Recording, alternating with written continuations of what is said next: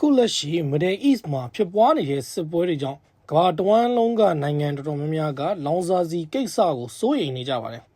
ကျွန်တော်တို့မြန်မာနိုင်ငံလည်းအပါအဝင်ပါခုလက်ရှိကျွန်တော်တို့မြန်မာနိုင်ငံမှာတော့ဒီလောင်စာဆီအခက်အခဲကိုဖြေရှင်းဖို့အတွက်မနက်ဖြန်မတ်လ9ရက်နေ့ကနေစတင်ပြီးတော့ကားတွေကစုံမစနစ်နဲ့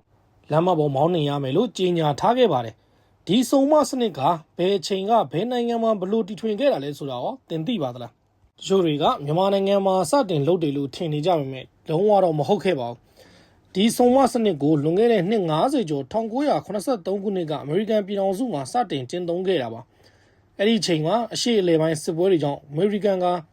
1973 Oil Crisis လို့ခေါ်တဲ့ရေနံအကျပ်တဲကြီးနဲ့ရင်ဆိုင်ခဲ့ရပါတယ်စီဆိုင်တွေရှေ့မှာကားတွေဟာအတန်းလိုက်အရှည်ကြီးတွေဖြစ်လာတဲ့အခါမှာ US အစိုးရကနေပြီးတော့ကားနံပါတ်နောက်ဆုံးကဏ္ဍစုံဆိုရင်စုံရက်မကဏ္ဍဖြစ်ရင်မရက်မှသာစီထဲဝင်ပြုမယ်ဆိုတဲ့စနစ်ကိုစတင်အသုံးပြုခဲ့တာပါနောက်ပိုင်းမှာတော့ဒီစုံမစနစ်ဟာစီအခက်ခဲအတွက်တင်သာမကတော့ပါဘူးရင်ကျောပိတ်ဆို့မှုနဲ့လေထုညဉ့်ညမ်းမှုကိုပါဖြေရှင်းဖို့အတွက်ကမ္ဘာတဝန်းကအသုံးပြုလာကြပါတယ်ဥပမာတရုတ်နိုင်ငံဘေကျင်းအိန္ဒိယနိုင်ငံနယူးဒေလီနဲ့ပြင်သစ်နိုင်ငံပဲရီမြို့တွေမှာဆိုရင်လေထုအခြေအနေဆိုးရွားလာတိုင်းဒီစနစ်ကိုထုတ်သုံးပြီးအောင်မြင်စွာဖြေရှင်းလေရှိပါတယ်အမေရိကန်နိုင်ငံရဲ့စီအကျက်တဲကနေစတင်ခဲ့တဲ့ဒီစနစ်ကအခုတော့ကမ္ဘာမျိုးကြီးတွေမှာပါအရေးပေါ်ဖြေရှင်းနေတစ်ခုဖြစ်နေပါပြီလက်ရှိကျွန်တော်တို့ရှီမှာကျင့်သုံးမဲ့စုံမစနစ်ကရောလက်တွေ့မှာအသင့်အတွက်အဆင်ပြေရလား